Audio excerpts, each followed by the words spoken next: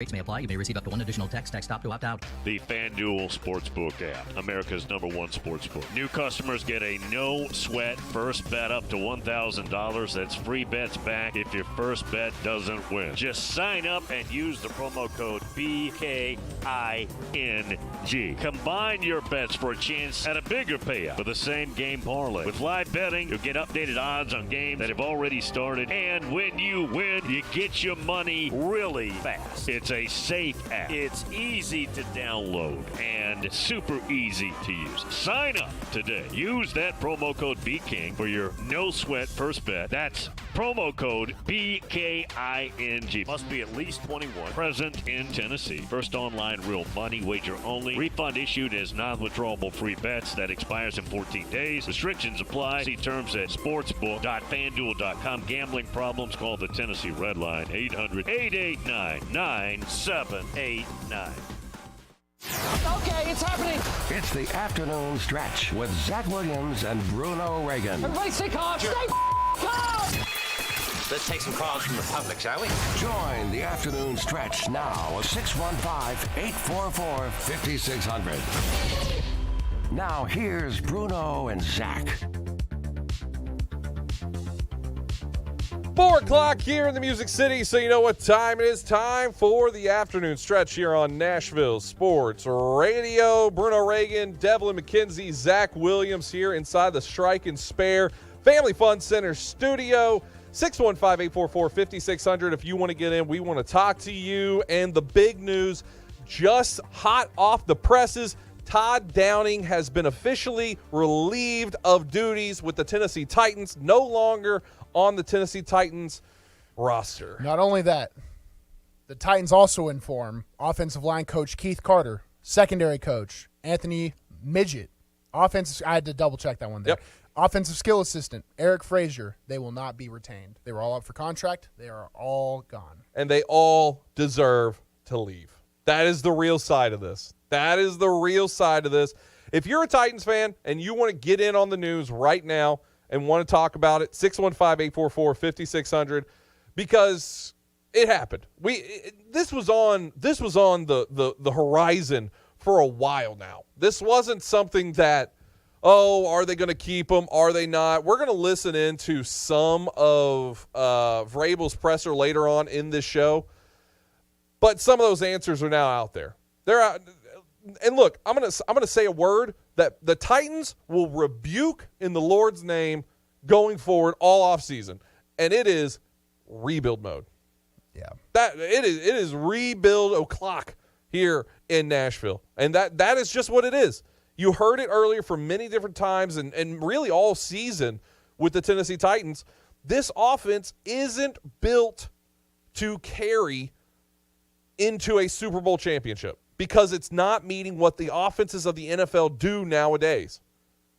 And what Todd Downing was doing, no matter what, it was all centered around Derrick Henry. You've heard Vrabel say that a million times. This offense is built around Derrick Henry, and that's got to change, and I expect that to change a lot.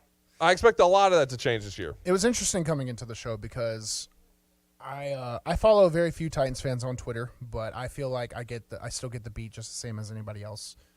And the general vibe of today was upset. Everyone saw the news with, Cliff Kingsbury, Lovie Smith. Teams were making moves like that instantly, right? And the Titans are like, well, I guess we'll wait, weeks, hours, months, maybe till the new GM is hired to start making our moves. We're impoverished. We're terrible. We have to wait. We don't operate like everyone else does. Well, this is like Christmas for some Titans fans. Yeah. It's the crescendo of the season that I think should have happened maybe 5 weeks earlier for the Tennessee Titans. But yeah. I feel for Keith Carter, because who's the Titans O-line coach, because obviously these players are professionals.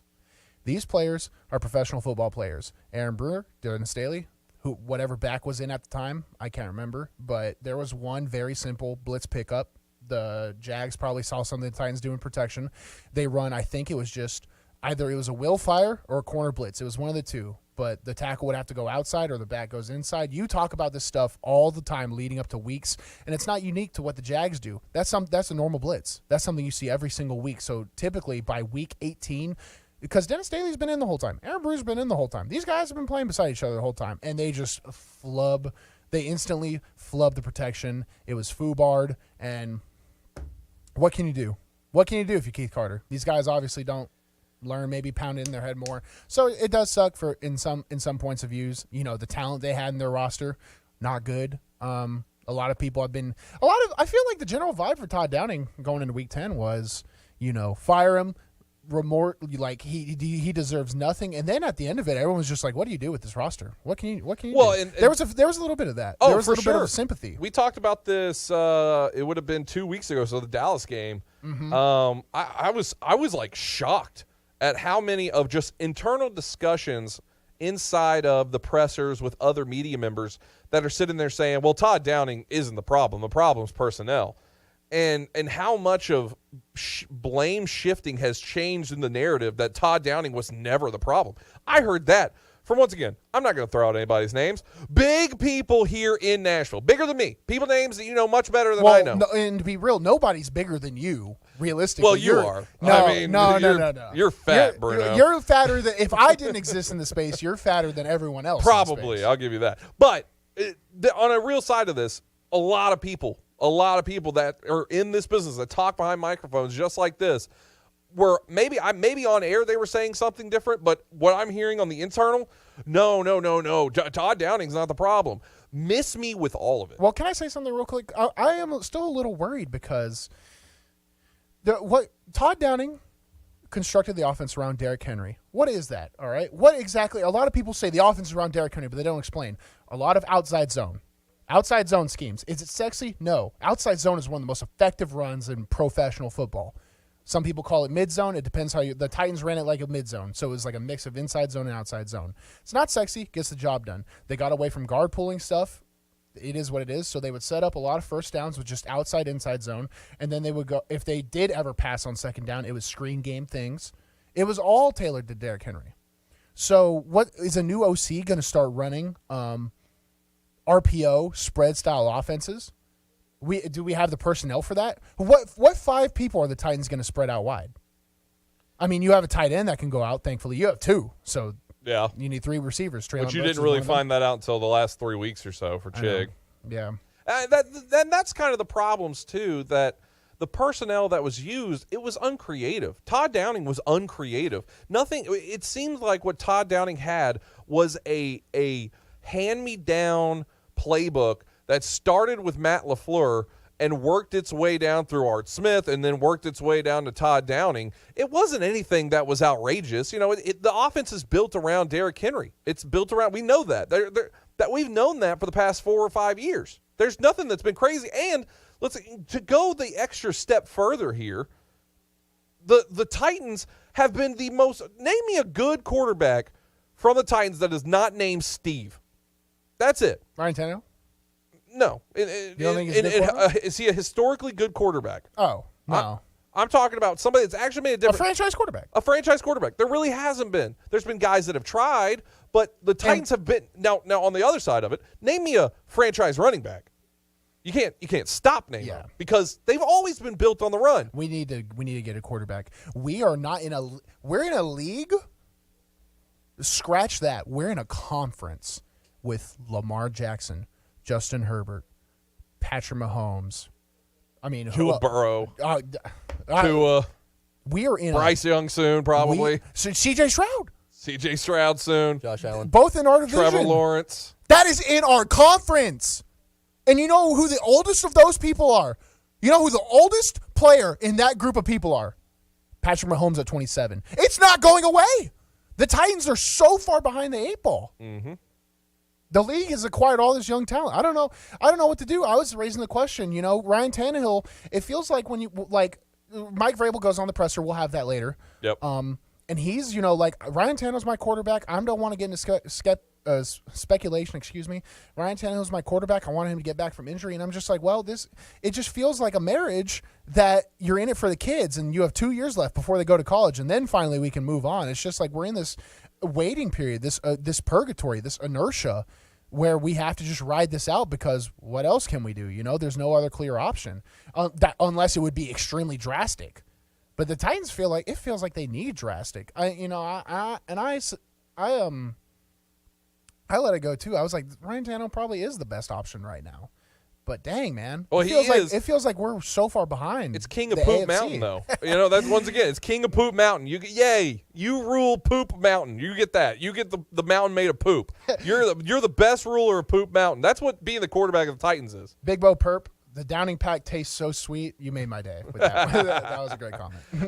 I think Titans fans. Well, one, I know. I don't think. I know because once again, I've talked about this a million times. I am you. Well, people like to think I'm some negative. I hate Titans, all this stuff. I'm born and raised here. I was a Titans fan probably more before a lot of fans that are Titans fans now. I was a fan before you, way before I was ever in the media side of this. And I've watched these games from a fan side. I just look at them from a more realistic side as well. Todd Downing needed to go. I think this is a day late and a dollar short. And I'm not going to be opposed to say that I think if Todd Downing had been fired at the appropriate time of the season, which I think would have been before the Green Bay Packers game, which is really everything changed right then. That's the vector point for the Tennessee Titans. Before the Green Bay Packers game, he should have been gone. I think the Titans are in the playoffs right now. The one thing I want to get out before we get away from it, I assume we're going to be talking a lot of Todd Downing all day. All day. But I want to get this out while it's on my mind. Todd Downing did nothing that Mike Vrabel didn't want. Does that make sense? Everything Todd Downing did, Mike Vrabel wanted. He wanted the offense run through Derrick Henry. I think that's why he was so disappointed. You'll hear in the comments later. He was like, yeah, we tailored around an entire offense around Derrick Henry. We tailored around an entire offense around this guy. It was exactly what we wanted. He fumbled it. Now those comments caught some heat, and we'll talk about that later. But the real side of it, I just want to say, people are mad at Todd Downing, and I get it, and it's justified. It didn't work, and when things don't work, people need to be held accountable and answered in a league of millionaires, right? Yeah. Everyone knows the NFL, and everyone knows the stakes. And it's not like people are getting murdered either, so this firing stuff is not that big of a deal. But where's Mike Vrabel deserves some criticism. This is also all his child. So I get it. He was coach of the year and all that stuff, and he's safe relatively in his job for now. Oh, for sure. Right now he is. But I'm not going to act like I know this guy was, Todd Downing and Mike Vrabel weren't at odds or whatever. They were probably in very much agreement on cahoots. In the way the offense is being ran. I agree with that. I do agree with that. At the end of the day, though, and that could have been what the longevity of Todd Downing, why he made it through the year and wasn't fired well before this, and the same with Keith Carter and all these different pieces, because there were so many pieces that were bad on that coaching staff and on the personnel usage in those staffs. And they all had a great lifespan in the NFL. What does the NFL stand for, Zach? NFL. Not for long. Not for long. Players and coaches, all right? Go ask David Coley and Lovie Smith. What does the NFL stand for? It stands for not for long. Now, they get paid a little bit. This Titans staff had a great run. I mean, Keith Carter, you want to know what Keith Carter did? He hosted me for local day. That was 2018. Yep. He's been in the league over 4 years, treading on 5 as the Titans O-line coach. That's a heck of a run, Yeah. It's not something to scoff at. I'm sure he'll land on his feet somewhere. Well, and that's also, what you're saying is also part of the problem. I know. Expand on that. We're talking about how long Why these has the guys NFL have changed so much? Because it's a year-on-year business. Exactly. These guys have been around for so long doing the same things and not getting great results. There's players causing great results, and Derrick Henry having a 2,000-yard season, so the offensive line automatically is going to get this giant boost of they're doing an amazing job. You remember in that same year, not one Pro Bowler. Yeah. Not one Pro Bowler. There was a reason for that. But the Titans, it's like they want to make the moves necessary, and they don't. Like John Robinson getting extended at the beginning of last year and then getting fired immediately. I mean, and that's what a successful team does when you're not performing, right? They'll eat the money up because billionaires, whatever, owners at the top, they'll eat the money up and they'll continue to compete. I mean, look at the Cardinals, Cliff Kingsbury. The dude had a contract of what, 26, 27? Mm-hmm. They extended him 10 months ago, and then they canned him. The Titans will do that to John Robinson, but they don't do that during the season to Dennis Staley, Todd Downing, Keith Carter.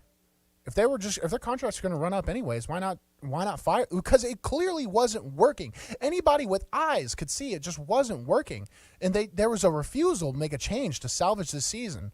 Well, and the common denominator of all these things is, I think, what you said earlier. Vrabel was the puppeteer to the puppets, and Vrabel's not going to take the initial hit, because if you do fire Todd Downing and you bring in an interim, okay, now you're even more so thinking Vrabel's going to have more of a target on his back. Having Todd Downing there is at least to scapegoat. I made a joke earlier on Twitter saying that I'm wanting to get I'm wanting to get interviewed for the GM job for the Titans, and I replied to that saying I'm looking for a couple scapegoats that can come in and take some of the heat for me when it gets a little hot out there. That's a real thought that these people have is, and you've heard Aaron Rodgers use the term guarding their desk. It's a real thing that you got to do whatever you can to make sure you keep your job. I'm not saying Mike Vrabel's out there purposefully keeping people around just so he can stay around, but there's some of that is in this mess of why was Todd Downing still here for all 18 weeks. It doesn't make any sense. The offense was putrid at best at most of the time without Derrick Henry just willing them forward on the offensive side. And with that too, you're starting to see a downward trend of Derrick Henry too. Even as good as he was this year, he was still not the same Derrick Henry pre-injury. Yeah. So he's a man all the same. I think there's going to be a ton of this. I mean, we're just now getting the news of this. This just broke, and for anyone out there that doesn't know, Titans offensive coordinator Todd Downing, if you're just joining us, has been fired from the Tennessee Titans. Not unexpected news. I think it's rather expected. And Todd was like a newer guy. What surprises me about Vrabel that we can get into later is that Keith Carter and Anthony Midget were his guys. Those were his guys, like personal relationship type guys. And they're willing to change that too. So that's something that could be expanded on and talked about as we go on. There's a lot. There's a lot too. If you're a Titans fan and you're wanting to jump in, we want to talk about the Jaguars game, obviously. That's a big side of all this. We're going to talk, obviously, the Todd Downing side of this and where the Titans stand right now, because it's in bad footing. I mean, it really is. You expect that secondary to change dramatically. The coaching, obviously, is changing dramatically. Expect a lot of player personnel to be not the same next year. I think there's going to be the Titans this year will not look like the Titans – Titans next year will not look like the Titans this year. That is for sure. That is for sure right now. That team is going to be overhauled, because that's what has to happen. You can't lose 7 games straight and be upset that you missed the playoffs because of the circumstances of injuries or strength and conditioning or whatever it is that you think that's not it. They have real glaring issues that need to be addressed, and the first step to all of that has happened now with the firing of some key people inside that coaching staff. Do you think that next year, because we're in full rebuild mode, we already said that taboo word right now. Well, what if they underperform next year? Is Vrabel, Vrabel's on the hot seat then. Yeah, 100%. Vrabel's on the hot seat. Mid-season, halfway through mid-season, 2-6 record. What are we thinking at that point? Vrabel's on the hot seat. Go? Yeah. That's the NFL. What a fall from grace this has been. Yeah. Because we said on this very station going into this season, I said it, Vrabel probably has earned himself like 2 years with just the consistency the Titans had in the AFC South, in the playoff. They didn't advance, to the Super Bowl, but if a team could do that, obviously you would get a lifetime contract. That's why Bill Belichick's still with the Patriots. But just to see how fast things can fall in this league. This league, man, is a different breed. Yeah. Not for and these are for people that are, we're talking about guys who are the marquee names, and we're talking Mike Vrabel. Can you imagine being a backup safety getting shipped out like meat? That's all it is. If you're on the Titans roster right now, be afraid, because it's just – Oh, yeah. I mean, cutting season, baby. Everything. Yeah. No, it's going to happen. 615-844-5600. If you want to get in on the conversation, we're going to go to the phones when we come back. I want to hear from Titans fans. I want you to jump in on the phone lines. 615-844-5600.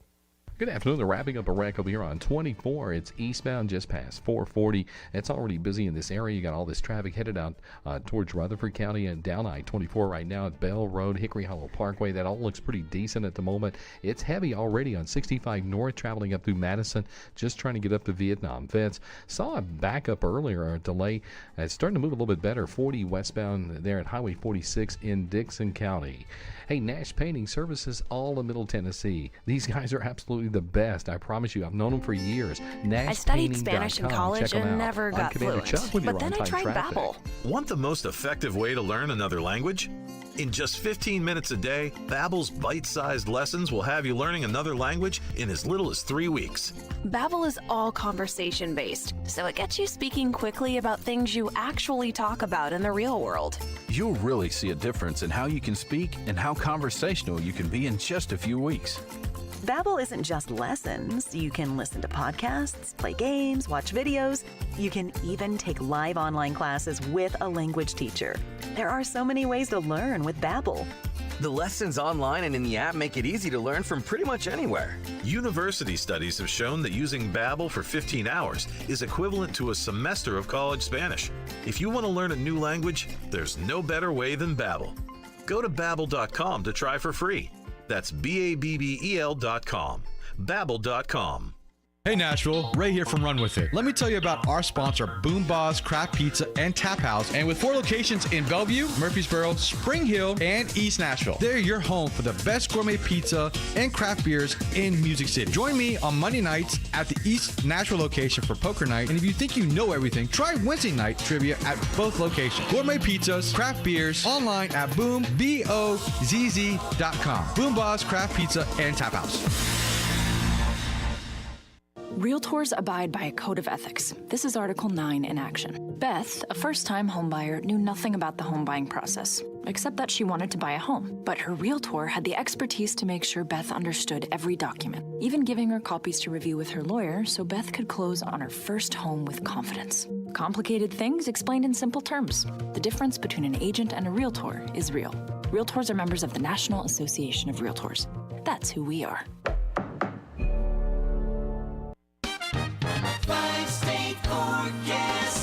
Your exclusive National Sports Radio, WNSR Sky Scan forecast this afternoon. Sunshine, high 52. Partly cloudy tonight, low 34. Sunny Tuesday, high 58. Mostly cloudy Wednesday, stray afternoon shower, high 62. Utilizing the resources of the WeatherBug Network on National Sports Radio, I'm WNSR's meteorologist, Jim Rinaldi. Sports Radio, WNSR.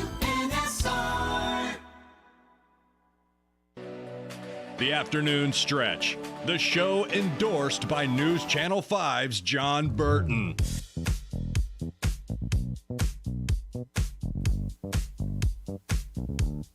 Breaking news here in Nashville, Tennessee. Todd Downing has been fired from the Tennessee Titans, along with a host of other assistant coaches. Very needed. Titans are in rebuild mode. They're in rebuild mode. That's what's going to be going on for the future here. That's swallow the pill that you don't want to swallow. I get it. And the Titans will never say it. It's rebuild mode for the Titans. If you think Derrick Henry is going to be here next season, you're crazy. And I truly believe that. I truly believe that. I think we're going to get into a lot of this. I don't want to put the cart ahead of the horse. But there's going to be huge changes now. Huge changes. You don't move this many people and not have a GM without wanting to absolutely deconstruct what's happening. And even more so, there's a lot of problems. Well, let's start the obvious. How many teams operate their offense through the running back? King Henry running out. He's the first player out when the Titans were in the playoff. He's the first player out the tunnel. King Henry. He's our marquee guy. How many other NFL teams do their offenses run through their running back? Oh, man. Yeah. 0. Josh Jacobs doesn't. 100%. Their offense does not run through him. He's an amazing player. McCaffrey, maybe? No, they're everywhere. The Niners are attacking people from everywhere. They're a true West Coast Pro style offense, attacking from everywhere with a lot of spread concept. The Titans are the only one for the past few years. Now, if you're an extremely run-heavy, extremely physical, bruising team, why is it such a mystery that back-to-back years you're the most injured team? Is this rocket science? People are like, how is this happening? I wonder. You want to know why the Chiefs aren't as badly hurt? Because their offensive line does this. That's it. They don't. When we watch the Titans practice in person, they're on their tippy toes in like 4-point stances, just running off the ball as hard as they can. Yeah, you're gonna get hurt. It's a good point. It's not it's so mind-boggling to me that I have to come on the airwaves and verbalize it because people are like, how could this happen? Derrick Henry's our best player, so we just run him 30 times a game. Of course everyone's hurt.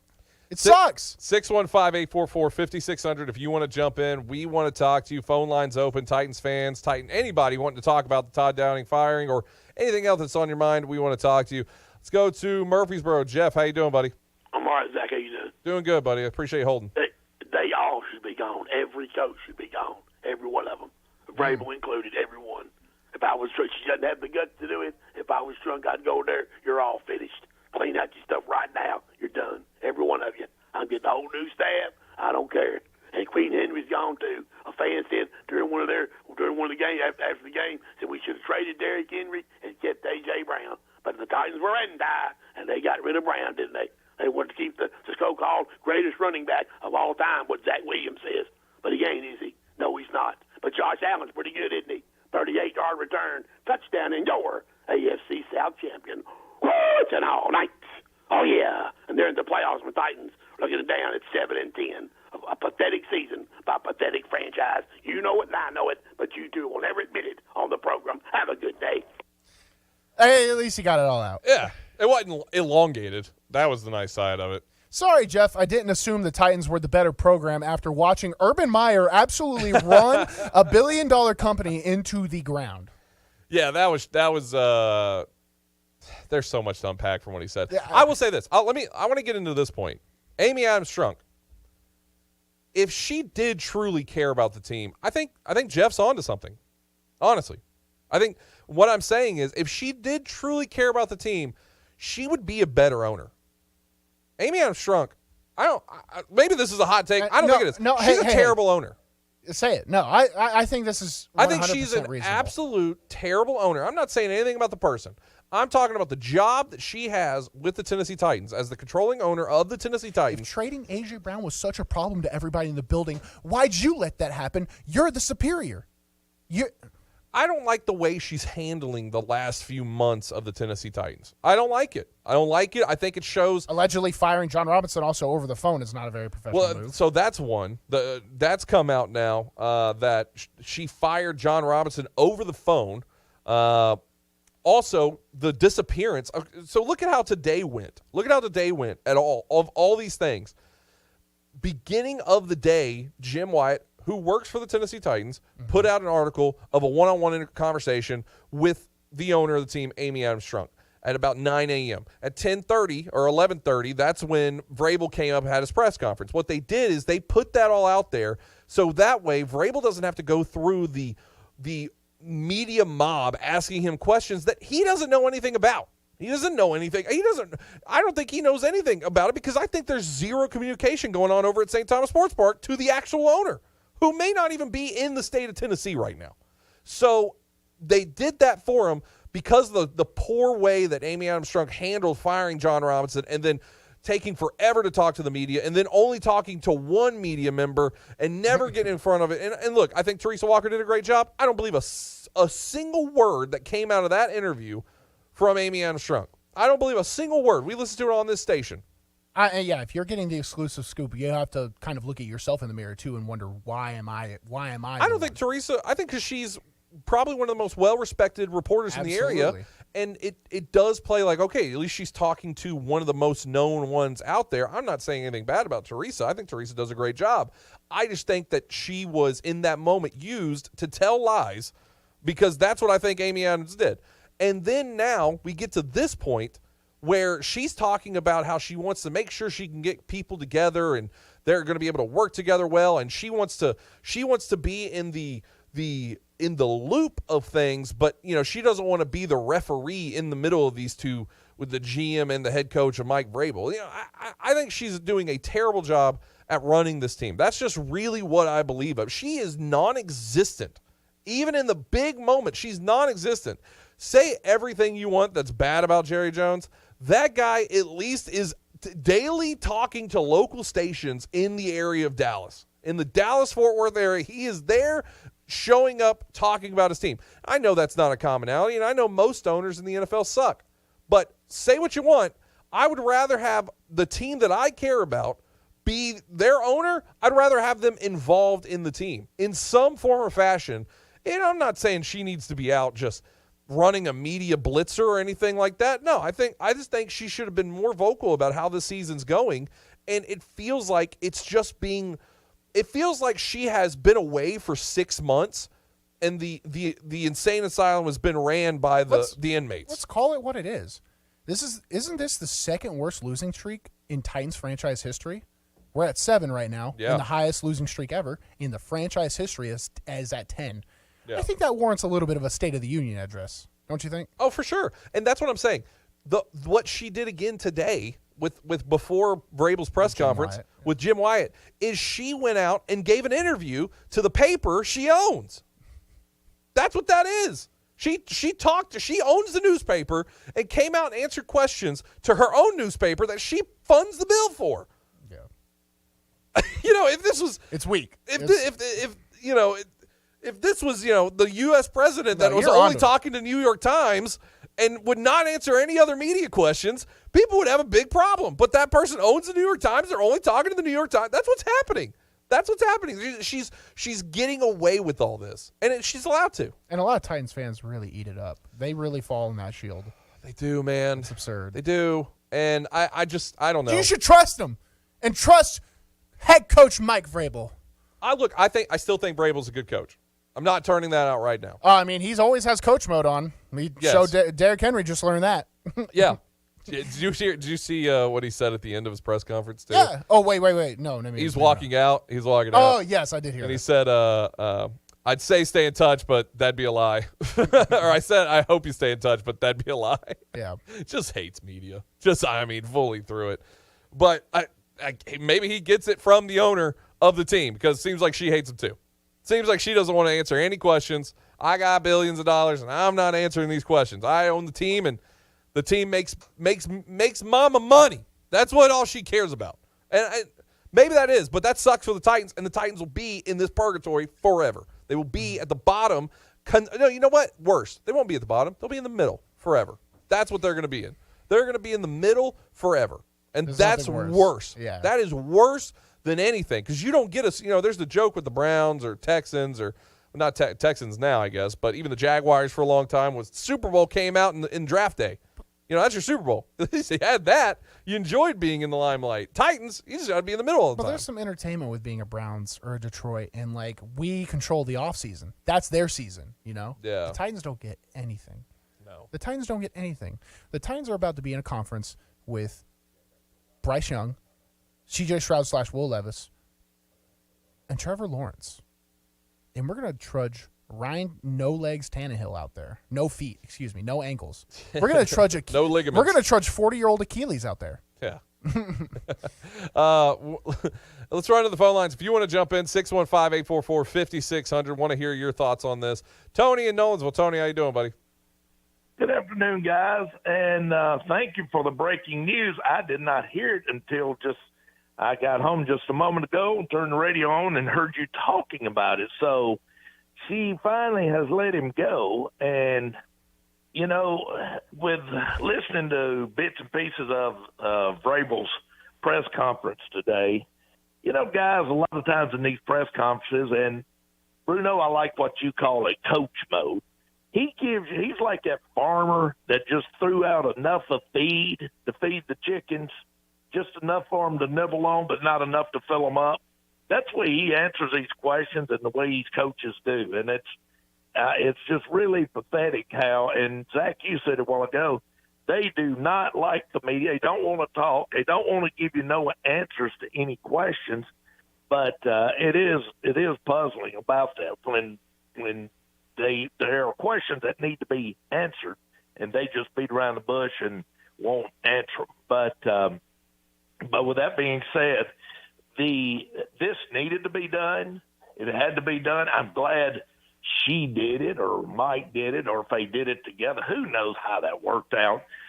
Sometimes I feel like Vrabel's her puppet. I don't want to I hate saying that, but it seems that way that they work together in that regards. And it's just a combination of this whole organization And a lot of people are saying the same things when you hear and talk to friends and neighbors and Titan fans. It's just so much things that are being kept behind the closed doors, kept within the building. And a lot of things, they want all the fans to be there, but they don't want to share nothing with the fans when they do have questions. But that's my take on it. I'm glad y'all broke the news as well. And Zach, you're right about you're talking about how she's handled the last few months. It is really bad. I think it's bad on all accounts. And just like you say, a phone call. Who fires somebody over a damn phone call? You might as well should have just texted him. Mm-hmm. You know, carrier pigeon. And I mean that's just crazy. I don't even know what to think about that. And then and I keep going back to the fact that and y'all touched on this back when it happened.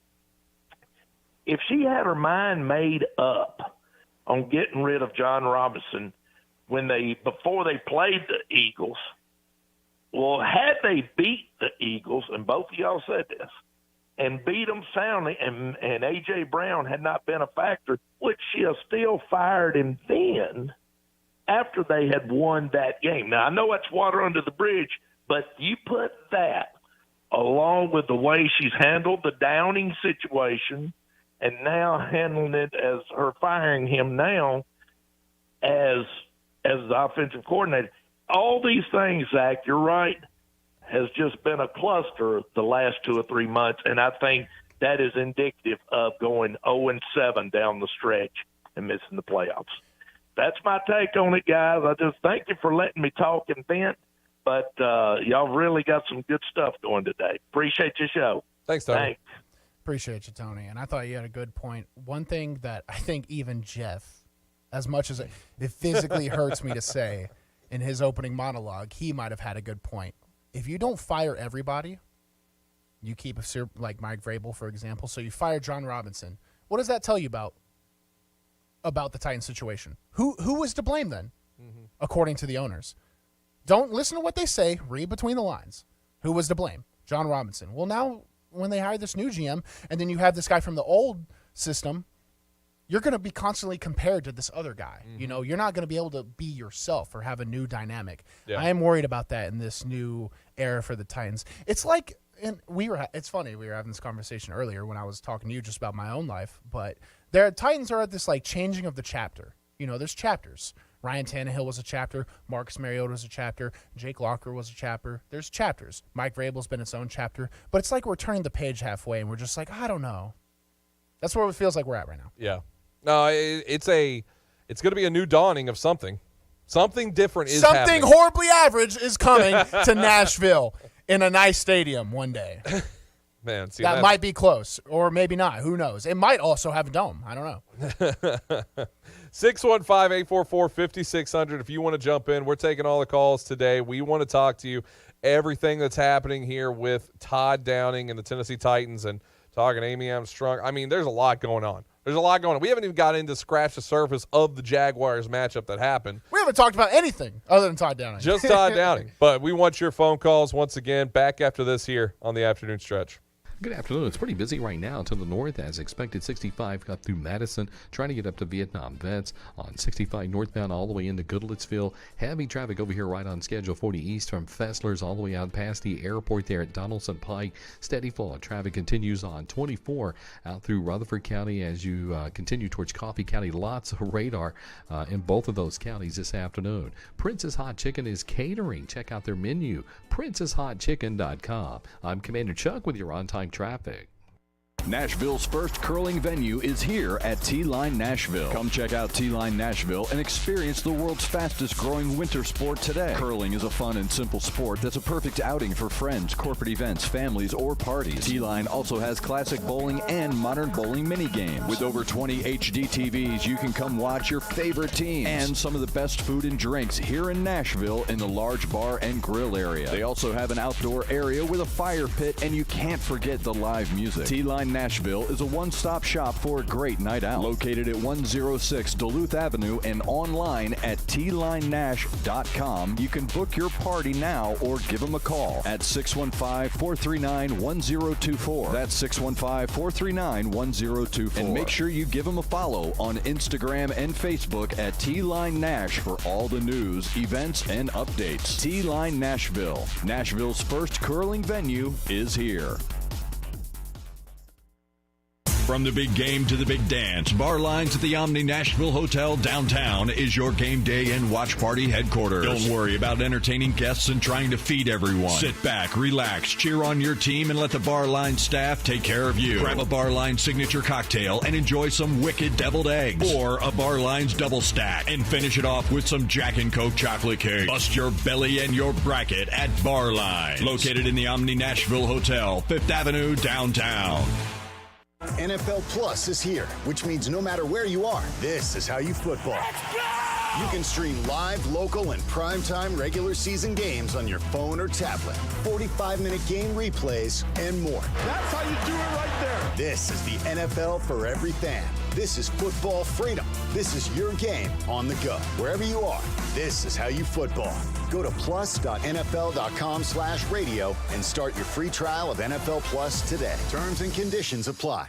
WNSR Nashville Sports Radio would like to take this time to say congratulations to Greg Poe. Greg is a member of the 2023 class of the Tennessee Sports Writers Association Hall of Fame. Greg Poe has been a standard and staple of Nashville sports media. Congratulations to Greg Poe and the rest of the 2023 class of the Tennessee Sports Writers Association Hall of Fame. From your friends and family at WNSR Nashville Sports Radio. The afternoon stretch. The best show? I don't know if I can say that, man. I'm going to move on to the next one. If you've been living under a rock, or maybe you haven't tuned into the station, maybe you're just now tuning in, driving around Nashville, Todd Downing is out as the offensive coordinator for the Tennessee Titans. Fired! Fired guy. You've been fired. Ooh, we need the Vince McMahon. You're fired. That's actually a pretty good impersonation. The Titans fired half of their executive, I would say, in-touch team. So, like, there's presidents and CEOs of the Titans, but they have nothing to do with the team, right? So you have your GM and you have your head coach. Those are like the heart and the soul. You fired your soul, and then you cut half your heart out, and now what are we left with? It's pretty interesting. And then they got rid of Todd Downing, and that's like losing their bowels because he was poop. I mean, that guy was terrible at his job. I feel bad. Everyone says he's terrible and stuff like that. What is he supposed to do? Everyone's like, Mike Vrabel's like, run the ball with Derrick Henry 25 times. He's like, all right. You know how many? What did Ben Parker say? What? Spider-Man's uncle. What did he say? Do you know what he said, Devlin? Which one? Aren't there like 5 different ones? What? The Tobey Maguire one? Oh, yeah, all of them. They all said with the same. great power comes great responsibility? Exactly. Aunt May said it in like the... Yeah, never mind. Shut up, nerd. I think that no matter what, you wear the crown. Ant-Man, that new one, though? Dude. Anyway, go ahead. You have to wear the crown, and you have to take what comes with it. And it's all on Todd Downing. The offense is bad. So it's not on Derrick Henry, like Mike Vrabel maybe insinuated? I think he insinuated it. He insinuated pretty hard. I think if Mike Vrabel just called, that was crazy. I tweeted about it. I was like, this would have me feel some sort of way if I was Derrick Henry. But that's just me. Yeah. Well, sorry. I agree. Sorry, Aaron Brewer's out there in front of me. Which Derrick Henry's bigger than. I'm pretty Derrick sure. Henry is bigger than Aaron Brewer. Yeah, he really is. Derrick Henry might be a better left guard. It's tough. There's a lot to get into this. Look, we got a whole. Hey, guess what? Off season. We got a whole off season to figure out what's happening with the Titans. We also have a whole playoff to watch without him. Just stab me in the heart. 615-844-5600. If you want to jump in, we want to talk to you. Let's go up north to Clarksville. Let's talk to Reagan. Reagan, how you doing, buddy? Hey, guys. Anything happen today? Nah, not too much. Man, Sensei, we were so pumped up that we actually got some breaking news right when the show started. So, well, let me tell you what happened. When that many coaches are fired, the head coach almost always is given, you're going to change these positions or you're fired also. So what's happened is they probably started out with a list. and he had to go from there and cut down. So when he fired people that was on his staff that's been with him all the time, you know that he's on the hot seat big time as the head coach. So it is what it is. Win or go home. Absolutely. No, there's no excuse. You know, there's no more year. They're one of the second worst losing streak in Titans history. There's no more, cushion. You're on the hot seat now. From coach of the year to hot seat, 1 year, National Football League. This is my question for you guys. You've got some first-round required positions to fill. A left tackle, a quarterback, a wide receiver, and a cornerback. Which one are you going to draft this year? Me? I'm 1 and 2. I'm getting them. I don't know what it is. We need to find our own Sauce Gardner. We need our own cornerback, lockdown corner number 1. We need the safeties have played pretty respectably. We need one corner to be locked down for other teams' number 1 options. Then we need our left tackle. I think you can do 1 and 2 in the first 2 rounds. All right, you think you can get a Taylor Lewan outside the top 10? Oh yeah, there's a lot of great tackles that fall outside the top 10. I would say. And the Titans aren't even going to be outside of the top 10, are they? I think 11. They're 11. It's going to be close. Yeah. I think you're going to go. Personally, I'm going offensive line first. Build the foundation up first, because if you are going to rock with Henry going forward, you got to give him some help out there. That's clear. This season showed that he doesn't have that. I can burst through the line and then break away from the secondary anymore speed. He just doesn't. He's got that. He's about a quarter step back from where he was. And we saw that a million times this season, where he would break through and then start trying to take off and then get caught. He needs holes going forward. If we go tackle, I don't want another cornerback in the late first, late second round. I don't want to draft another Caleb Farley. Did you see what Caleb Farley did? He made his whole Instagram post, and he was like, I'm just gonna go off to the mountains, heal up, and I'm gonna come back stronger than ever. So I guess we just have to trust him, don't we? Yeah, I mean, I'll tell you what. I understand Sauce Gardner was out of Cincinnati, right? I understand he came. I want a more battle tested corner. Yeah. I want an SEC caliber defensive corner. I want an LSU flight corner. Well, that kind of style of corner coming in. I'll tell you what I want. I want Bryce Young. I love Bryce Young. I want Bryce Young. God help me. Do not draft an offensive lineman from some school that doesn't have SEC at the end of it. Lord, please stop with the small school hoping you hit something big for a third-round pick. If you draft an interior lineman in rounds 3 through 6, that's a starter. Get an SEC guy. If you draft somebody from, and if they're under 300 pounds, they should instantly be terminated. Hell, SEC schools won't take kids under 300 pounds. Yeah. Well, I think they almost made me drive off the road. Hey, Reagan, we appreciate you calling in, buddy. All right, see ya. I think. Hey, that's my old car you're driving. Don't I think what I was pointing at Devlin, Paris Johnson Jr. left. He was right tackle, played left tackle in 2021. I think that's where you go. You got Petit Ferrier on the right. You have Johnson come in on the left. There's the Ohio State Titans. Yeah. I mean, why not? Why not go ahead and keep that going?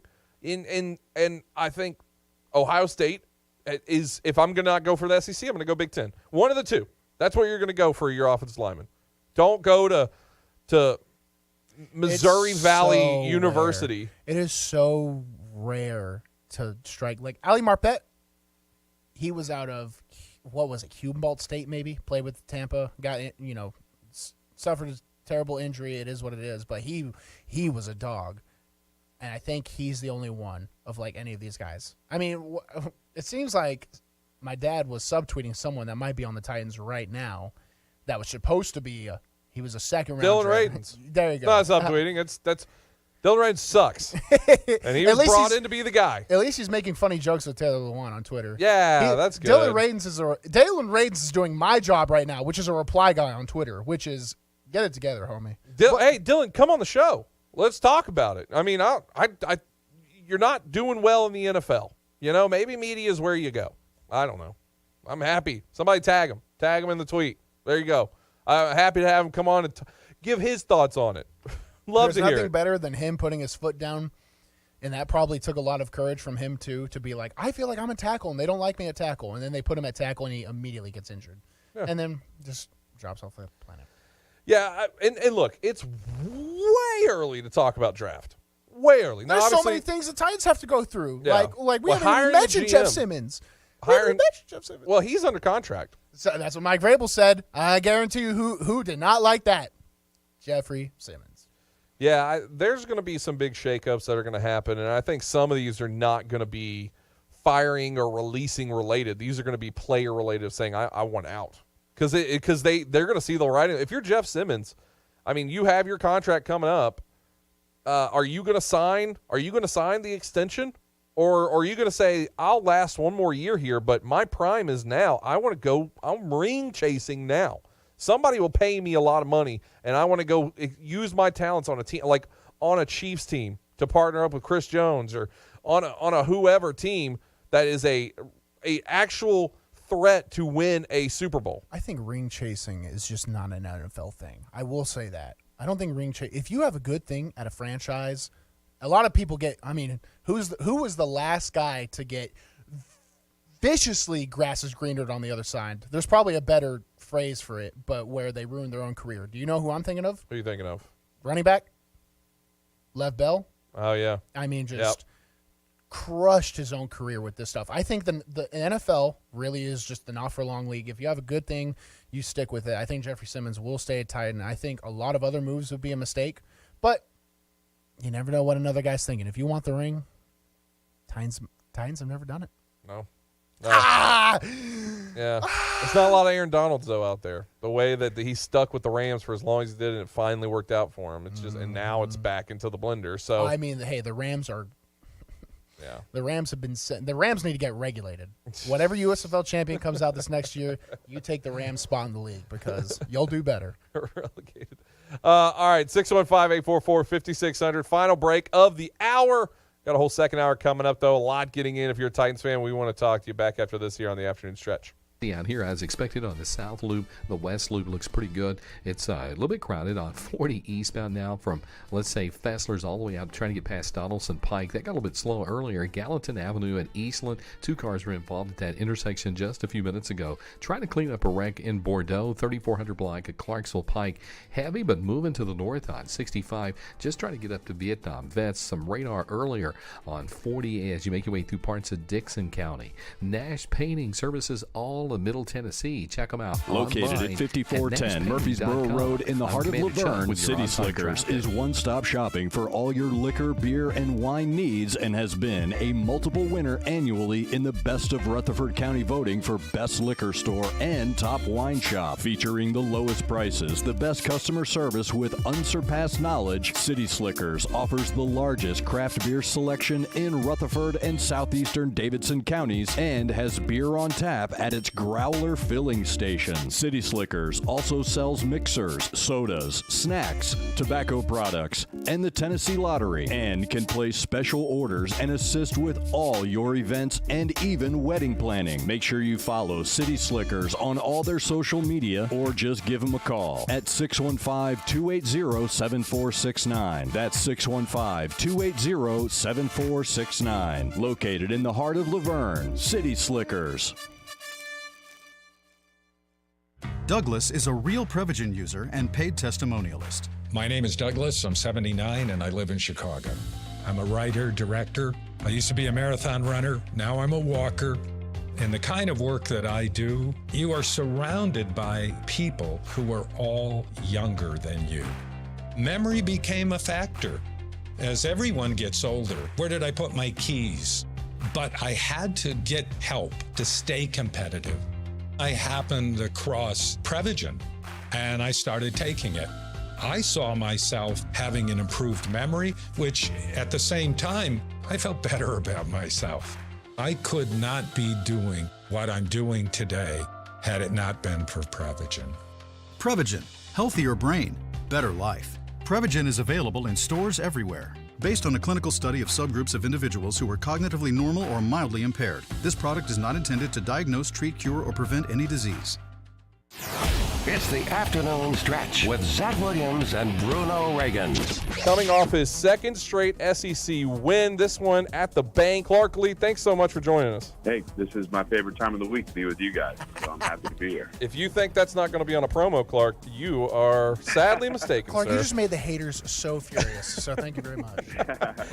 The afternoon stretch. Afternoon stretch with Zach Williams and Bruno Reagan.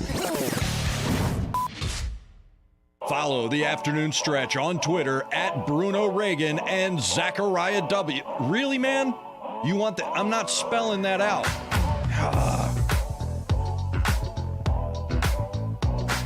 First hour has been a news bombshell. That's what first hour has been.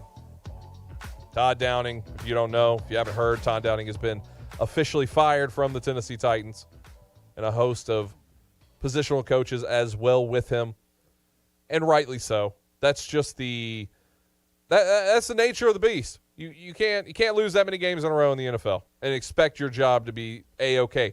And you can't be 5-6 in one-score games. That's the other side of this. You know, and 6 of those, I think, pretty much happened during the 7th game stretch. It gets you thinking, though. What if, 3 of those just went the other way? Well, and that's we would still be with the same team, players, coaches. Well, we're going to talk about this later in the week because I've been planning on talking about that. I want to go through each game for the Tennessee Titans. There's a few of them you could say, okay, they had no shot. Bills, week 2, that game they were just in the trash that game. That was going to happen. But Randy Bullock hits the field goal to start the year at home against, it was a 44-yarder, I believe. He hits that. They're 1-0 and probably in the playoffs. I mean, that's the real butterfly effect of that. There's a few games against the Chiefs. If you're able to just hold Patrick Mahomes to maybe 10, 15 yards on the ground and just maybe you win that one, even with Malik Willis at quarterback. I mean, there's a lot of what ifs through this season that you could say if this goes this way, they're a 12-win team. Do you have any losses that stick out to you as the worst? Mine was probably the Giants one. That one was. Giants is tough, man. But Giants, at least at first we didn't know they were as good as they were going to end up being because they were a better team. Yeah. But I think the Eagles one is the one that really. I mean, if I'm going back and looking at it, I'm saying that's the one that, man, that's a killer. That one was a killer. And I'm going to say the Cowboys too. Texans. I mean, it was all bad. It was all bad. Cowboys though. Look, if you win, just like the situation that could have happened, there was a shot that even if you beat the Cowboys and then still lose to the Jags, you're still in the playoff hunt. And they just gave up that game. They just gave it up. They were like, nope, we're putting all our eggs in one basket. That's just kind of crazy. First hour's done. Second hour coming up. Don't go anywhere.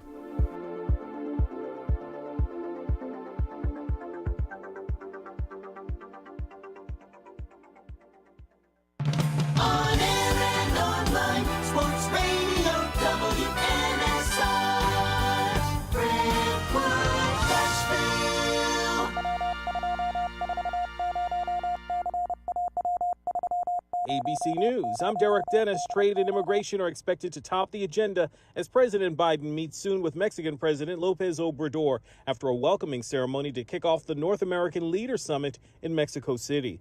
The latest in a series of storms is hitting most of California, this one bringing huge amounts of rain, particularly to Santa Barbara County. Evacuations are being put on hold because it's not safe for people to try to get out, so Sheriff Bill Brown says everybody should be sheltering in place. This is a very rapidly changing and developing event. So much water is coming down, there are worries a mud will begin flowing soon. ABC's Alex Stone. Damar Hamlin is back in Buffalo, where he'll continue to recover from cardiac arrest at Buffalo General Hospital. The safety collapsed last week during the Bills game with Cincinnati. Stocks fell on some hawkish comments from a Fed official about inflation. The Dow gave up 113 points. It had been up over 300. This is ABC News. You'd never knowingly feed your pup mystery meat or spoiled grocery store food, so why are those some of the most common protein sources in kibble today? Yep, the dog food ingredient meat meal can be made of spoiled supermarket meat and packing plant scraps. I'm veterinarian Dr. Marty Goldstein. Your dog needs a biologically appropriate diet similar to what they would eat in the wild. That's why I developed Nature's Blend, a freeze-dried raw food made with premium cuts of meat, omega-3 rich seeds, and superfood veggies and fruit. Bailey is 12 years old. He has been on your food for 9 bags now. Nature's Blend is pantry safe and has 0 artificial preservatives, additives, filler, or meat meal. He's got more energy, able to run around and play when our grandson comes. For a limited time, save 54% off Nature's Blend and receive a free pack of premium dog treats. Go to drmartypets.com/Marty or text Marty to 511-511. I can't thank you enough. He's 12, and I'm enjoying every day with him. Message and data rates may apply. You may receive up to 1 additional text. Text stop to opt out. We're going to get into our routine with Daily Tennessee Jackpot. You got $1? Let's have some fun with it. Let's get those numbers going. How many are we picking? And 1, and 2, and 3, and 4, and 5. Let's go. All of us Tennesseans are having fun now. Let's play and play. Work out a win with drawings every day when you play Daily Tennessee Jackpot. Only from the Tennessee Lottery. Game-changing fun. Please play responsibly. As a professional realtor in Nashville for more than 40 years, Richard Courtney is one of the city's top-ranked real estate brokers. He's also the author of 2 books and the real estate columnist for the Nashville Ledger. What does all of this mean to you as a home buyer or seller? Expert knowledge, guidance, and trust. Give Richard Courtney a call today at 615-300-8189. That's 615-300-8189 or online at richardcourtney.com. It's a Bill King Show. Lake Norman Buckeye. Bill, will Saban actually coach that 24 quarterback? At some point, he's got to hang it up. Nothing lasts forever. I want to repeat, Nick Saban is doing his favorite thing right now. He's not trying to get to a moment in life to where he can go sit on the beach. Weekday mornings beginning at 6 on Sports Radio 560 on 95.9 FM. Okay, it's happening. It's the afternoon stretch with Zach Williams and Bruno Reagan. Everybody stay calm. Stay calm.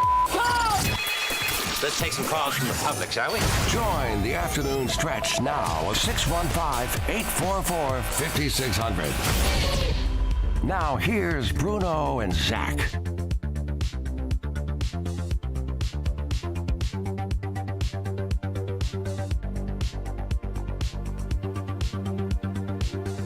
The afternoon stretch, second hour, here on Nashville Sports Radio. Bruno Reagan, Devlin McKenzie, Zach Williams, and we're inside the Strike and Spare Family Fun Center studio. The afternoon stretch, baby. We're inside the Iron Paradise, baby. Yeah, we're in the just Vandy grinding gear all the time, huh? You're in a hoodie though, so it makes you look stronger than you really are. You're right. I don't like it. You don't like? Hey, this weekend we'll get to the rest of the sports that happened. This weekend I went on have you ever done this? I went on an absolute food bender. Like it was bad. Like you were like the opposite of a bulimic. I mean, straight up, all my worst inhibitions of food, like deep dish pizzas, so some Cajun crust, multiple times, sweets. I was all about it. And I was just I worked hard this week, so I earned this. And then at the end of the week, I was like, I definitely didn't earn what I just did. I love the idea, Devlin, that Bruno is pizza sauce all over the face, ranch dripped over, chicken wing hands, Dorito fingers, all the things. And he's just I earned this. He's just a giant slob. He looks like you ever watch Spaceballs? You ever see Pizza the Hut? He just looks like Pizza the Hut. He's just got pepperoni falling off the side of his face. I would never let anybody see me the way I was this weekend. That's all I'll say about that. Oh man! One hand on his mouse. Yeah, looks like the guy from. Hey, that was happening. This is getting real. I don't like this anymore. World of Warcraft episode of South Park. Yeah, he's brushing the chips off. He who has no life. That's his name. Yeah, just breathing. That was Bruno over the weekend. It was awesome. He did not respond to a single text. Also, I'm telling you, the number one beneficiary of Todd Downing being fired today is Bruno Reagan. Bruno Ricardo Reagan. because he lost to me in the fantasy championship for the Afternoon Stretch Listener League. And even on top of that, he beat himself. Yeah, I wasn't paying attention. Mark Andrews out. And then he played Mike Evans as well. Which I'm not going to call it an asterisk season because that's ridiculous. I think there are no asterisk seasons. There's just people who adapt better. I truly believe that. No asterisk seasons ever. And I adapted. I will say this was the most this feels like the most unprecedented fantasy season in a long time. It was crazy. There was injuries galore from week 1 to the DeMar Hamlin situation to the finish line. It was tough. I stuck to my guns. I didn't make the calls I didn't think I needed to, and I was just going to let it ride out. And even if I did make the changes I could have, I still want to beat you.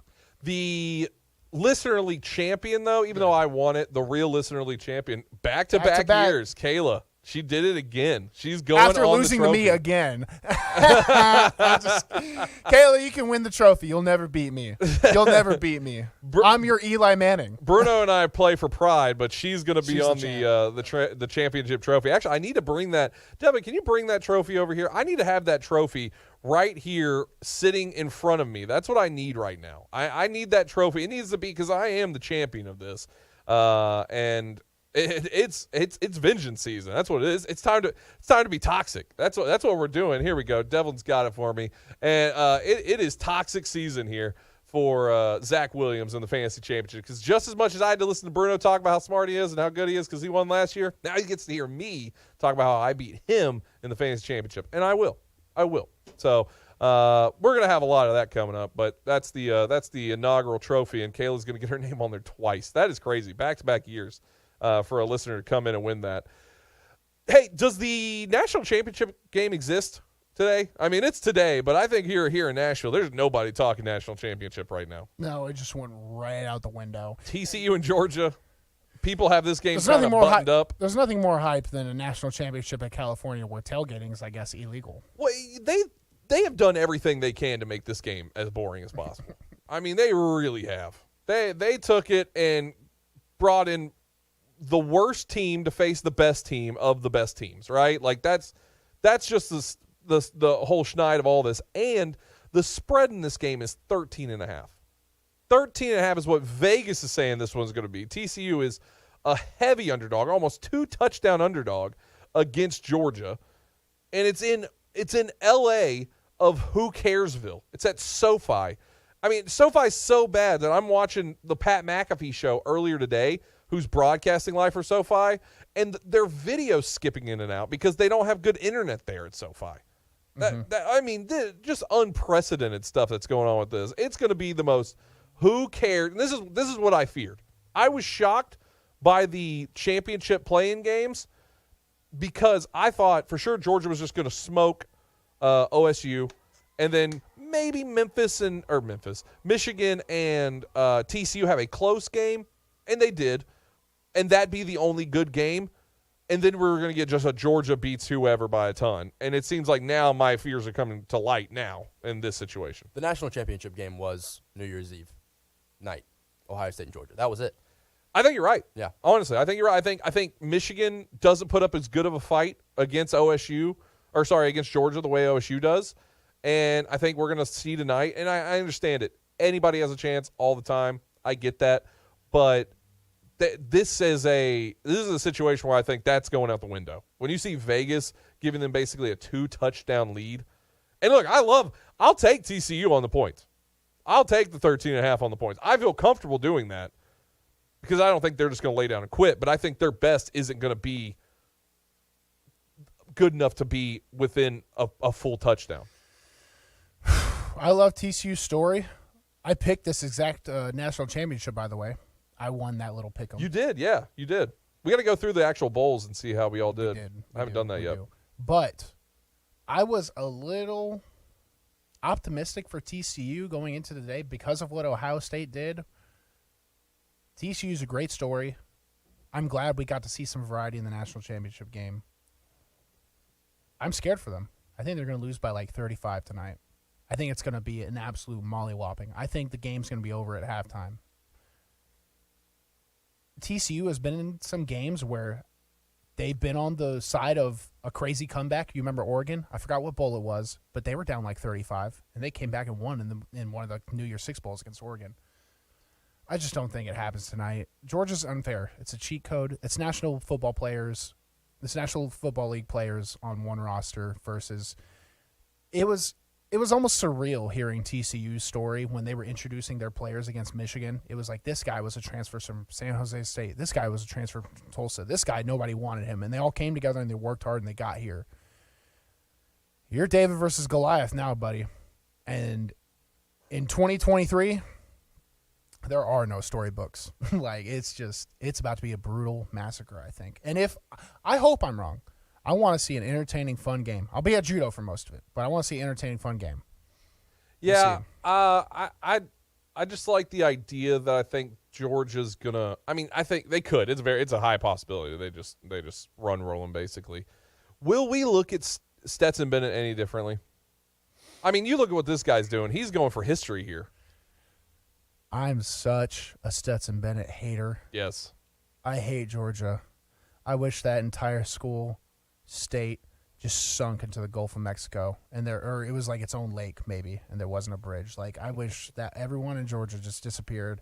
I wish Athens was hit by a tactical attack that took out all the football team. I hate Georgia. I can't stand it. I hate Stetson Bennett. I can't stand him. What he's done is extremely impressive. I think he's an extremely strong-willed individual. I don't think he's very talented, which actually plays into how much I respect him. But I will never stop hating you, Stetson Bennett. I will never stop. I pray on Sounds like a vendetta. Did he cut you off in traffic or something? No. He's just my age. He's at his big old age out there playing. I could do that. Yeah, I could be all SEC, but I had to do it when I was 21. Sorry. I was a baby. I couldn't even get drinks at the bar. I wasn't old enough to drink when I beat Georgia.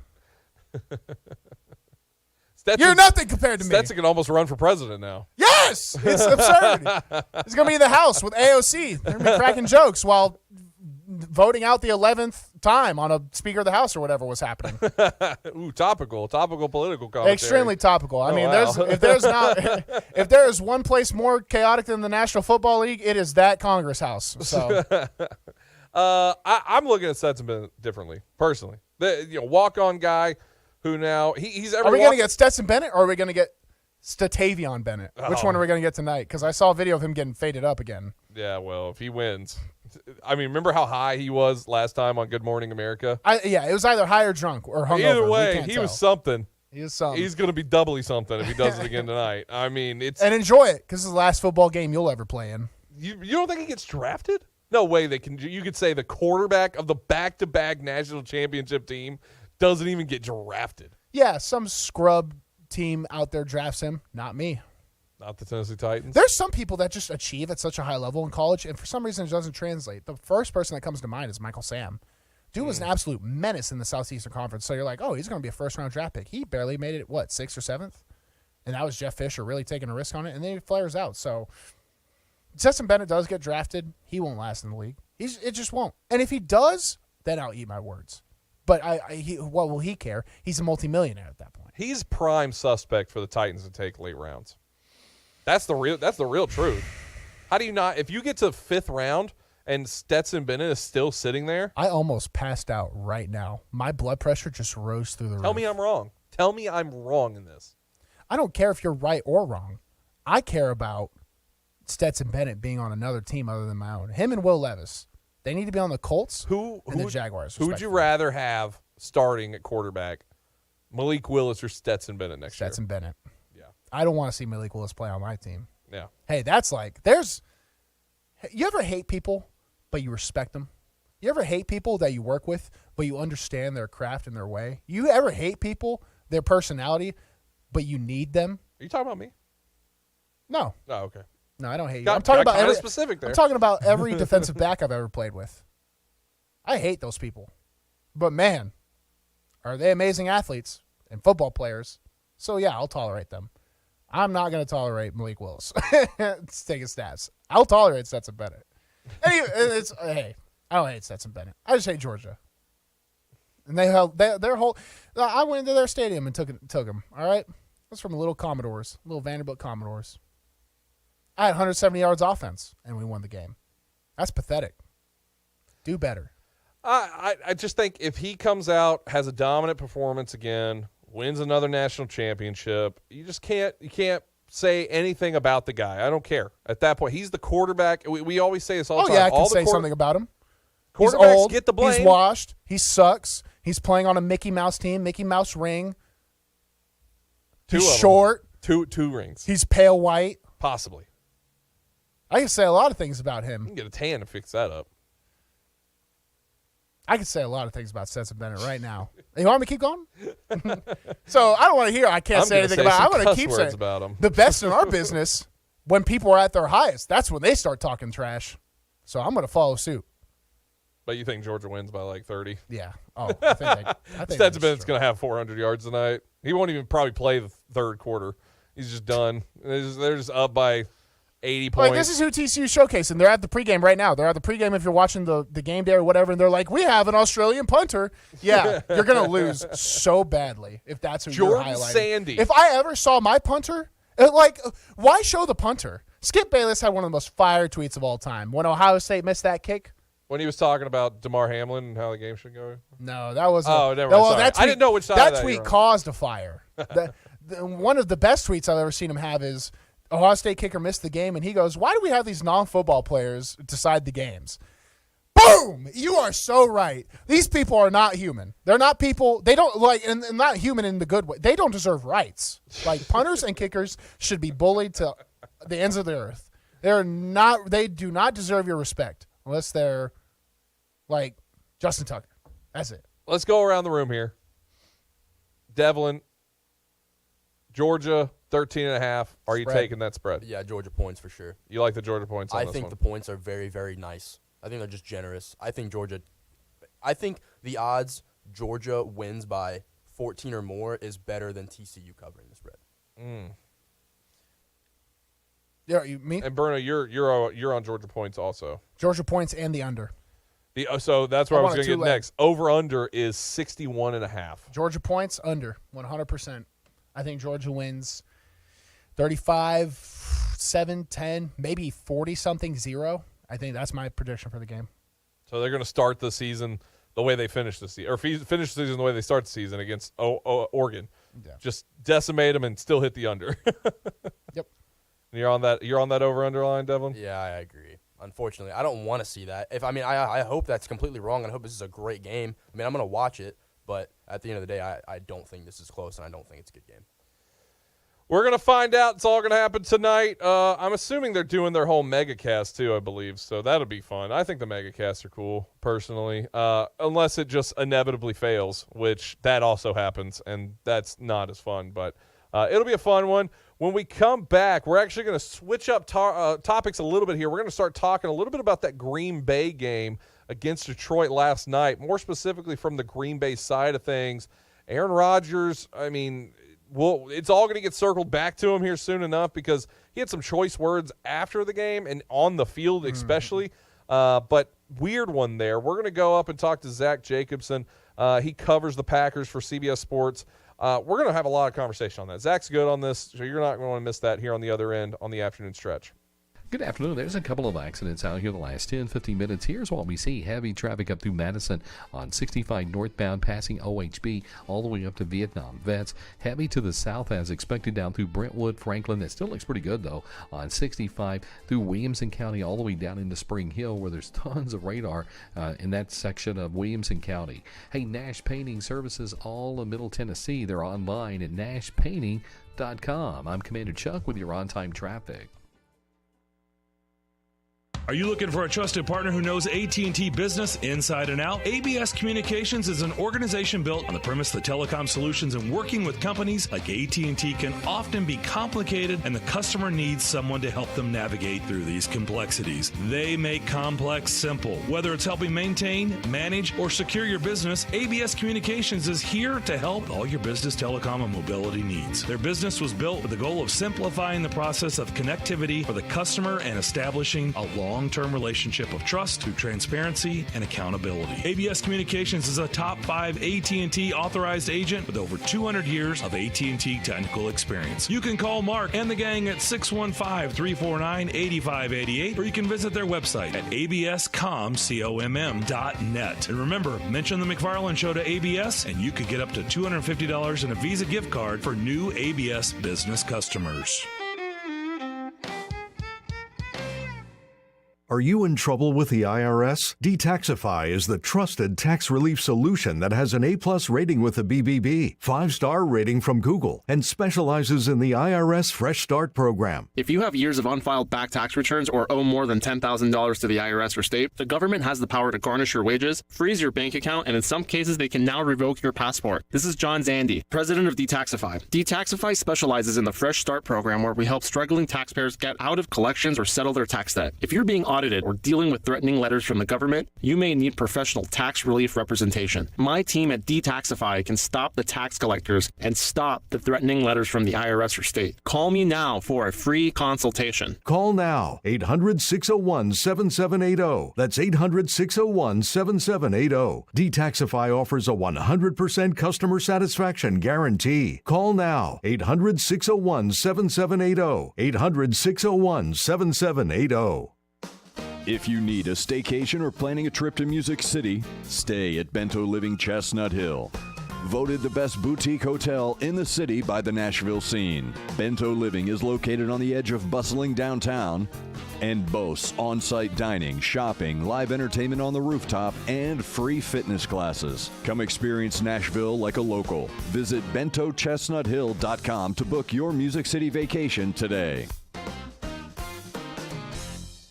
WNSR Nashville Sports Radio would like to take this time to say congratulations to Greg Poe. Greg is a member of the 2023 class of the Tennessee Sports Writers Association Hall of Fame. Greg Poe has been a standard and staple of Nashville sports media. Congratulations to Greg Poe and the rest of the 2023 class of the Tennessee Sports Writers Association Hall of Fame. From your friends and family at WNSR Nashville Sports Radio. A show called The Afternoon Stretch is a stretch. Calling it a show. The Afternoon Stretch.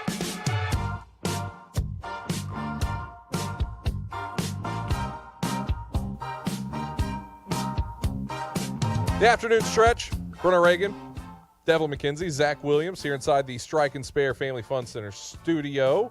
A lot happening, obviously, with the Todd Downing situation, and that's always going to be big news. We had the whole first hour on that. You can always go back and listen to that on our replays. But there's a big national story that's going to be on the horizon. And Aaron Rodgers, for some reason, always gets tied to Nashville. Whether it's his love of Mike Vrabel, whether it's his love of fine retail space here in Nashville or real estate options here in Nashville, I don't know. But there's big question marks on his future. And, of course, last night's game had all the implications on there. Wanted to get good friend of the show and covers the Packers for CBS Sports, Zach Jacobson on. You can follow him on Twitter at It's Zachary J. Zach, thanks so much for jumping on with us, man. Of course. I appreciate you guys having me. Absolutely. It's last night's game. First off, we'll start from there. One thing that came off so clear that I know just had to piss all of the Packer fans out there off was the quote in between, I think, first and second quarter where Dan Campbell is asked, what are y'all playing for? And it's just, we don't want them to get in. And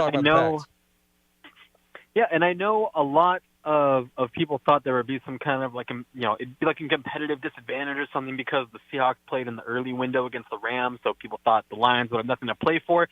I never once believed that. Regardless of whether the Lions were eliminated before kickoff or not, Dan Campbell is like your stereotypical head football coach, your big meathead head coach.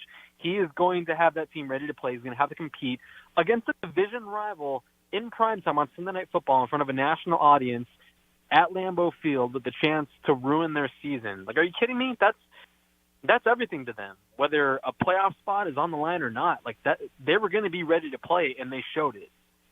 Do you have a majority beat on how Packers fans felt about even getting into the playoff? Because I can tell you from the Nashville perspective, we had a lot of people that were like, just tank it and let the Jaguars win and just take the draft pick, which was, frankly, I believe, loser talk. But it was a discussion being had in our space. I want to know if Packer fans, if they were like, if we get in, we have a real shot at this thing. Oh, yeah. I mean, for the last several weeks, there have been a lot of fans just kind of hoping that they just lose out. Because they didn't think this miracle run was going to be possible. Even if they do miraculously sneak into the playoffs, they still would have to worry about the 49ers, the same team that, beat them twice in the last 3 years in the playoffs. So, I think people wanted to avoid that at all costs, but also, they've seen Aaron Rodgers work crazy magic before in the past. I mean, when they won their Super Bowl, they got into the playoffs as a 6th seed, final seed in the NFC playoff picture. And they went into Atlanta in the divisional round and knocked off the top-seeded Falcons. So they've seen these kinds of crazy things happen before. So you think, okay, maybe they can channel that kind of energy, that kind of magic again. It's a matter of getting hot at the right time. So I would say there's like a 70-30 split between fans kind of wanting to avoid the playoffs. They would be the 70, and fans wanting to just kind of lose out and just tank the rest of the way. That would be the 30. But yeah, definitely. A lot of people just kind of wanted to avoid the 49ers at all costs, I think. Talking with Zach Jacobson, he covers the Packers for CBS Sports, and of course last night Packers falling to the Detroit Lions and missing out on the playoffs. What is the feeling you get with the Packers? Because I think there's a lot of similarities right now with the Titans and the Packers, except y'all have no real understanding of your future until it's past Aaron Rodgers. Does it ever feel like at any moment Packers could just be in the middle of a rebuild? I can't say that they would be in the middle of a rebuild just because they have so much money tied into a lot of these contracts and so much kind of banking on the future with these contracts. I mean, the way these contracts are structured and the way this team is built right now is to remain competitive for the foreseeable future. Like, they technically did put all their chips on the table the last couple of years and pushed money into future years so they can compete for a championship. And ultimately they came up short, 3 consecutive times now. So 4 consecutive times if you count 2019, but that was before they restructured all those contracts and everything. But, I don't think they're on the doorstep of a rebuild. They have a lot of young talent on this roster. I think the only question mark really right now is Aaron Rodgers' future. And, of course, that piggybacks into a bunch of other different things, because if the Packers want to part ways with David Bakhtiari for some cap relief, which they desperately need right now, they're strapped for cash. They want to part ways with David Bakhtiari. That's going to affect Aaron Rodgers' decision.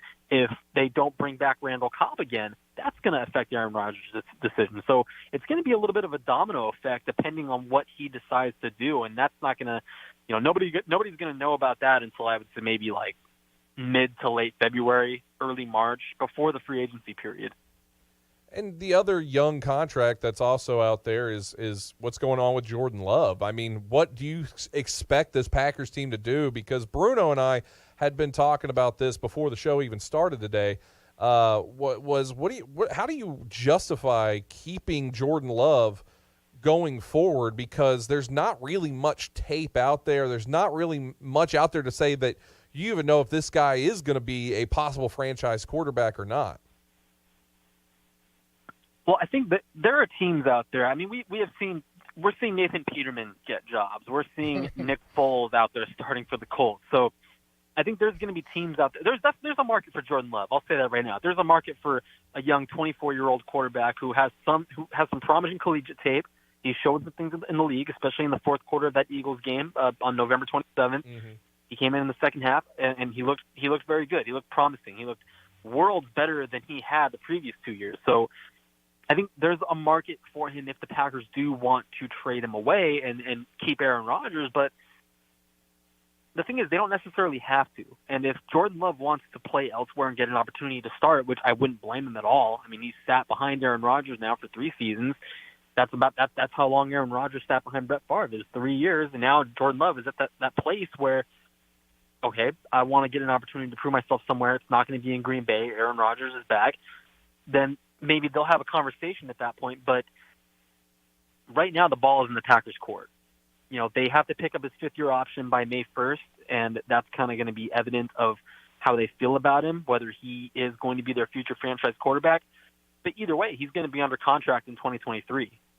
So they can still keep him around on the roster if Aaron Rodgers even does come back. That's going to be a significant thing to watch. Talking with Zach Jacobson, covers the Packers for CBS Sports. Now, looking at Aaron Rodgers and that situation, I imagine up in Titletown, all the radio stations and other shows and blogs or whatever have been just steaming with his wanting to keep his jersey at the end of that game. Do you think that is playing into anything, or do you think that was actually pretty significant of him? I mean, what he said after the game, I mean, I think there's always like hidden meaning behind Aaron Rodgers' words. Like he always has like a double meaning, like everything he says. It's really weird. But he said after the game in his presser that it's a special jersey. He usually keeps things like that after Sunday night games at Lambeau, big games. And he said that he gives those jerseys to people that he considers special in his life, as like a gift. So, I don't think, as far as I know, he has a close-knit personal relationship with Jameson Williams. Who knows? But I think he just wanted to hang on to it. It's just one of those things, especially now he's in this big spiritual phase of his life, and it could potentially be his final game. I mean, look, it might be his final game, and I think he knows that. He recognizes that. So hang on to the jersey. It's just one of those kind of memento things. What does it feel for the view of Aaron Rodgers right now? Because this year specifically, you did see regression from him physically, and I think also just talent-wise. I think we just saw we didn't see the best. We didn't see the same guy who came out and won back-to-back MVPs. Does the vibe kind of feel like is that fans are ready to move on from him, or is it just such a deep-rooted love for Aaron Rodgers that they can't even bring themselves to that yet? You mean the view amongst fans? Yeah. Oh, they're sick of him. Yeah, I can tell you right now. At least according to my Twitter mentions, I think people are kind of ready to move on at this point. But I'm not necessarily sure the Packers feel the same way. I think they're leaving that door open for him. But yeah, there was definitely obvious regression this season. And I think people are very, very spoiled. They're very used to the level of quarterbacking that he's provided them for the past 15 seasons, 16 seasons as a starter, 18 years total. And, any slight drop-off in play, any slight regression, I mean, he looked like he was playing in that 2018 Mike McCarthy offense where he just kind of reverted back and felt the need to be Superman. And, he was a shell of himself. This season necessarily he didn't take care of the ball as well. And there's a lot of different things that factor into that. I mean, he suffered the broken thumb in London against the Giants. He suffered bruised ribs against the Eagles. He had a minor knee injury in Miami. I'm pretty sure the broadcast, I don't have any official confirmation on this, but the broadcast on NBC last night mentioned that he had a right thumb and wrist injury that he was battling through. So, he's been pretty beat up, and that's tough on any 39-year-old. He's getting to that point in his career where like these injuries take a toll and impact his play, and then you throw all the other factors into the equation, the rookies, the shuffling offensive line that was kind of, very fluid early in the season. Now he finally has some stability up front, and they don't play as well in that regular season finale against the Lions yesterday. So, so many things kind of factor into his drop-off in play. I still think if he plays within the scheme, within the structure of the offense, and takes what's available to him, guys are schemed into space. I mean, everything is available to him underneath, and that shows up on film all the time. But yeah, no, he is a very clear regression this season, but I think, context is needed.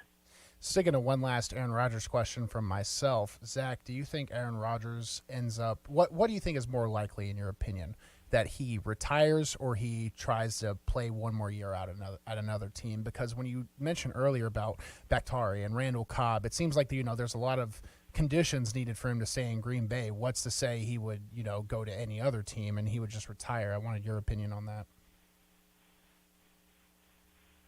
I think he comes back to Green Bay at least one more season, and I mean he has $58.3 million reasons to. all it really takes is one reason for him not to, or one reason for him to think, hey, I want to go the Brett Favre route and go play one season elsewhere like Favre did with the Jets, or maybe even joins a rival. I don't know. I can't see Aaron Rodgers doing that. He used to always speak about wanting to finish his career the way Tim Duncan did or Kobe did, just all with the one team. All with one team. So I think that's more likely than him going to another team. Now, it's either – I've always felt like it's either retirement or it's he comes back to Green Bay. I think those are the really only two realistic options on the table. I feel like the Packers have held such a grasp, at least on the 1 and 2 spots in the North, for so long. It's so weird to see them kind of, just barely edge it out. Now with the Bears seemingly have their guy in Justin Fields, the Lions might be clawing out of mediocrity. Is there like a worry there from Packers fans that they might be falling behind, kind of sticking to Rodgers?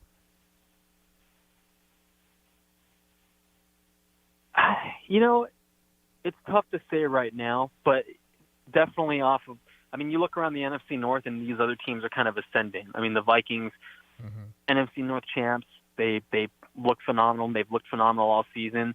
Their quarterback situation is going to be a little bit of a question mark with Kirk Cousins in the future, but and then the Lions, they're clearly on the upswing. Dan Campbell has them moving in the right direction. They're just a fun, gritty team to root for. And the Bears have their quarterback of the future. They have a boatload of money to spend this offseason, and they have the number 1 overall pick. So, all these teams are kind of trending in the same direction, and then you have the Packers going backwards. So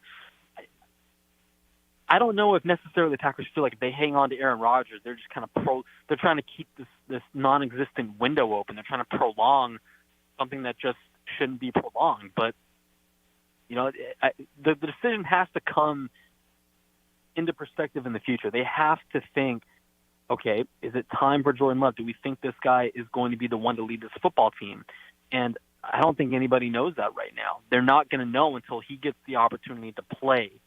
Now, again, I think they're going to continue to try to extend this window that they have with Aaron Rodgers, and they're going to keep trying to run it back with him until he's ready to finish playing. I think that's the relationship that both sides have right now, and that could be doing them a disservice. It could just cause them to really fall out of contention in the NFC North.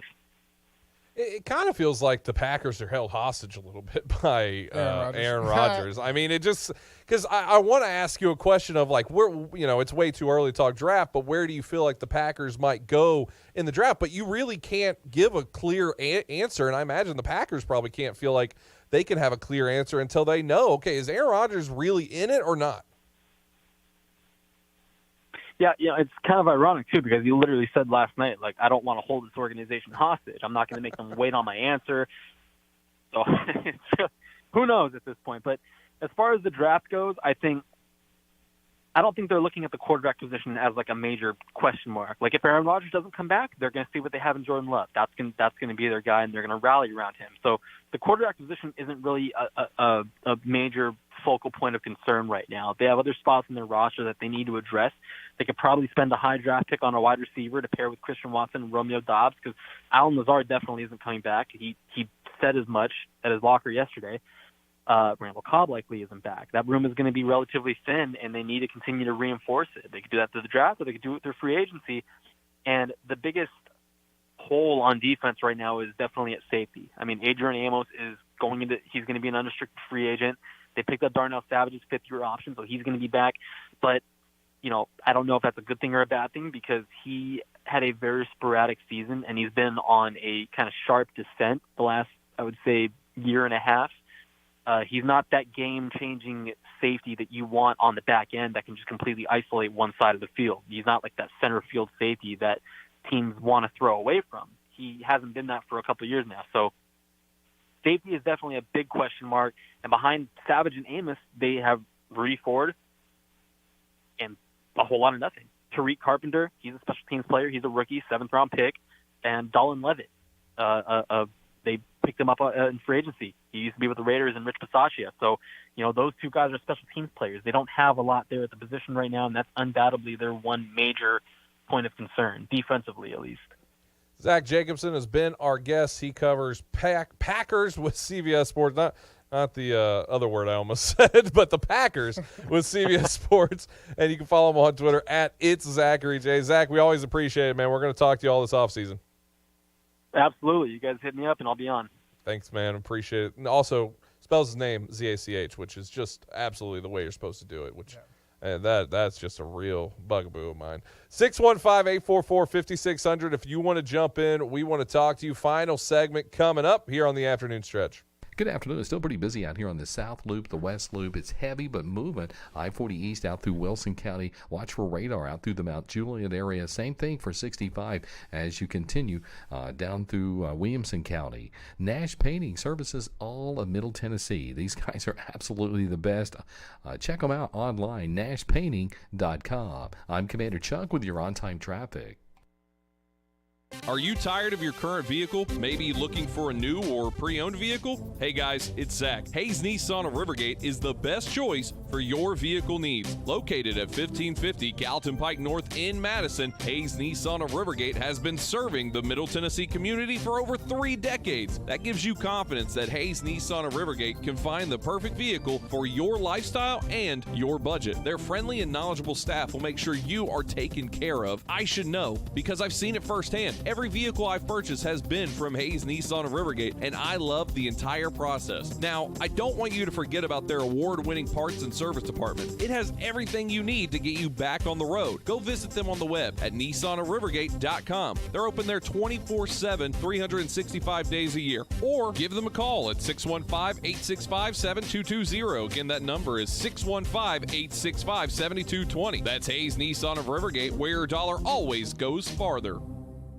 Prescription products require an online consultation with a healthcare provider who will determine if a prescription is appropriate. Restrictions apply. See website for full details and important safety information. Subscription required. Hey guys, did you know there's a generic form of Viagra that works just the same but is 90% cheaper? And you can get it online? Just go to 4hims.com/joy. At Hims, you'll get a free medical consultation, discreet shipping if prescribed, a 100% online process, and trusted generic alternatives to the biggest brands at 90% off. That's right, get generic for Viagra, the same active ingredient as brand name Viagra, but 90% cheaper. It's the same medication you get from your doctor, but with zero copay, no expensive appointments, and no awkward face-to-face conversations. To start your free online visit, you need to go to this exclusive address, 4hims.com/joy. That's 4hims.com/joy for your free online visit. FORHIMS.com/JOY. From the big game to the big dance, Bar Lines at the Omni Nashville Hotel downtown is your game day and watch party headquarters. Don't worry about entertaining guests and trying to feed everyone. Sit back, relax, cheer on your team, and let the Bar Line staff take care of you. Grab a Bar Line signature cocktail and enjoy some wicked deviled eggs. Or a Bar Line's double stack and finish it off with some Jack and Coke chocolate cake. Bust your belly and your bracket at Bar Line. Located in the Omni Nashville Hotel, 5th Avenue, downtown. Five-state forecast. Your exclusive National Sports Radio, WNSR Skyscan forecast this afternoon. Sunshine, high 52. Partly cloudy tonight, low 34. Sunny Tuesday, high 58. Mostly cloudy Wednesday, stray afternoon shower, high 62. Utilizing the resources of the Weatherbug Network on National Sports Radio, I'm WNSR's meteorologist, Jim Rinaldi. Sports Radio, WNSR. The show that makes the average person say, hey, I can do that. The Afternoon Stretch.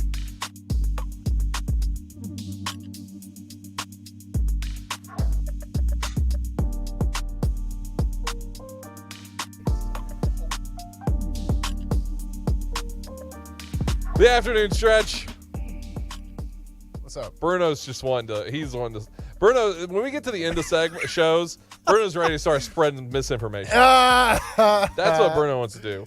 What was the joke you wanted to say? You wanted to say one right mine there. was like breaking. Homelander signed as Titans GM. There could be a few good ones. Breaking. Mike Vrabel signed as voted in Speaker of the House. Like there could be a few good ones. Breaking. Titans going with homeless man to run GM. He will remain homeless through the season. The Jags Star Spangled Banner. Yeah, what happened? Yeah, that was. Now homeless Dave from behind the alley.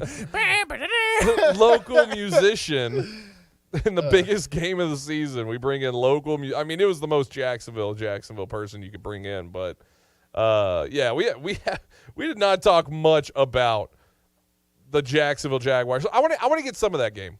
I want to get some of that game in before we get out of here. Where are we at with all three of us here on the fumble? Okay. Where are we at with this? Because I think I know where you are. You and I are a little opposites on this. I thought it was a fumble. I think it wasn't. And I'm going to go off of what the NFL and their history showed us, which this exact play happened to Tom Brady 2 or so, 3 years ago, whatever it was, 2 years ago in his first year as a Buck. And that exact situation, ball slipping out of his hands, it's pushed forward, and it's called an incomplete pass. So my thought process for it is, and this is not in the rule book. This is just me personally. There's a difference between your arm going forward and your throwing motion going forward. Josh Dobbs, it looked like his arm was going forward, but he didn't start his throwing motion. So his arm was just barely starting to inch forward, and then he got smacked out. To me, that's a fumble. If he, cocked his elbow and then the wrist started moving and the ball was like coming out of his fingers, that's like, if you get in the process of that wouldn't be a fumble. That's how I saw it when it was initially happening and they were talking about it. I was surprised how little time I had to think about it because the people in the booth obviously didn't care. That is something I think everybody can agree on. It was way too fast. It was way too fast. The pinnacle moment of the whole game, and it was over before the announcers could even, before Joe Buck and Troy Aikman could even breathe a sentence out. They were like, oh, it's already been called a fumble. Touchdown. No, that's malpractice. It's 100% malpractice. That's the cool thing about the USFL. The guy who runs our rules is the same guy, I think, that runs the league's rules. So you get to hear how they talk in the booth and stuff. They didn't even look at it, it feels like. Yeah. It feels like they really didn't even look at it. They were like, just go. Yeah, this is Jags win. Devlin, what did you think of it? I thought it was a fumble, but I mean, I can also definitely confirm that the NFL wanted nothing to do with the Titans in the playoffs. So, I mean, could somebody up top have made that call and said, hey? We're getting into deep, dark conspiracy theories. I will say the rest of that game, there was tons of no calls that against the Jags that were missed. Officiating was terrible in that game. And I think it's a little both sides. There was some stuff the Jags didn't get calls on. Officials are people too. They get to week 18 and they're like, I'm just not going to even bother throwing the flag. It was an abysmal officiating performance for how big that game was. Now, some of the criticism I was hearing about that fumble, that it is called a fumble, Josh Dobbs is saying that, it was his unexperienced edge coming out, showing that he doesn't really he's not the guy. He doesn't need to be the guy because of that play, which is wild to me, that a quarterback getting absolutely blitzed out of his mind the whole game. He was calling out blitzes. I thought Josh Dobbs was seeing the blitz the entire time and was doing a great job. You'd see him. He'd run up to the line and he would adjust immediately. That's a dang shame that the offensive line didn't see the blitzes. And that's what I was going to ask you. How much of that, because that's on Dennis Daly's side. That was on the left side that it came out. If you're a left tackle, I mean, I'm asking you just because I don't know, because I've never played offensive lineman.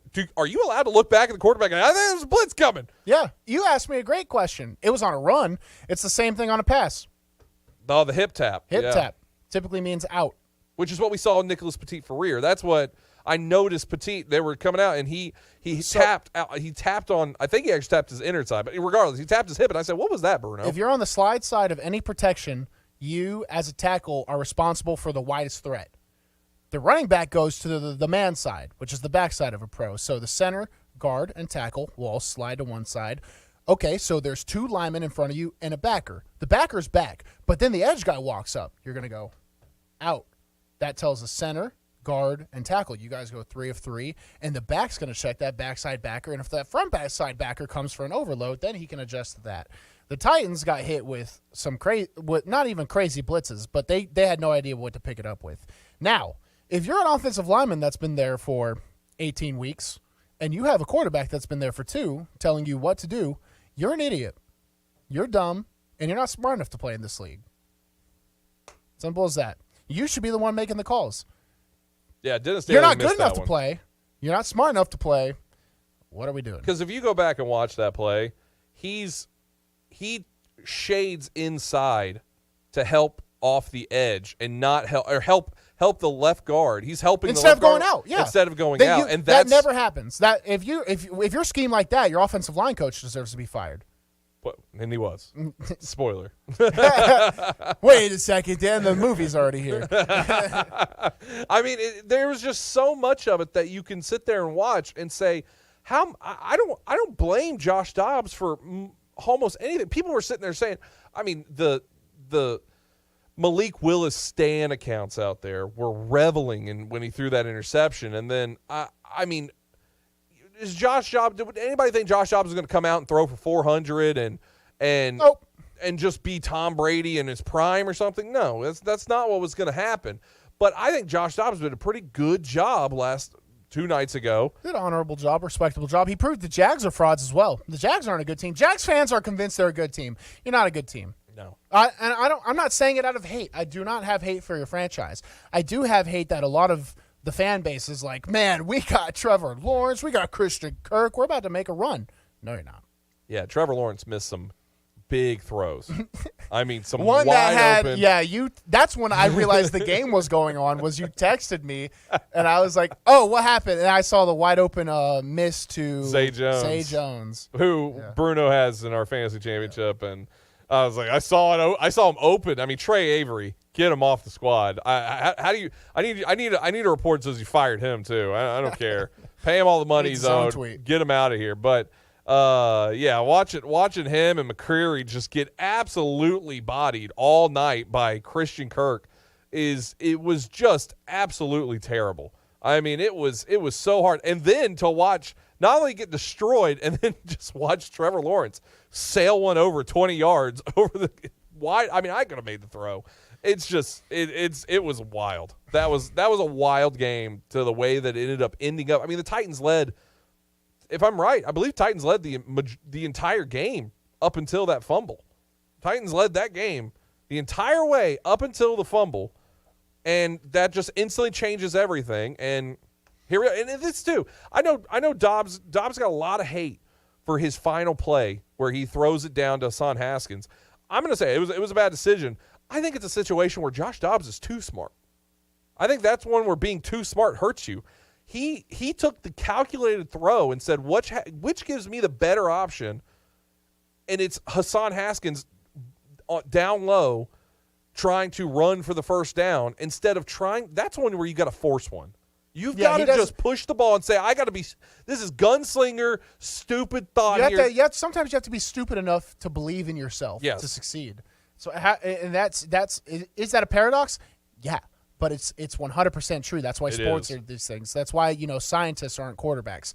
Being smart is a good thing as a quarterback, and being too smart is 100% a real thing too. Sometimes you got to sling it and sail it, and that's why analytics will always have its place in football, but not nearly as much as baseball because it's just too human of a game. Exactly.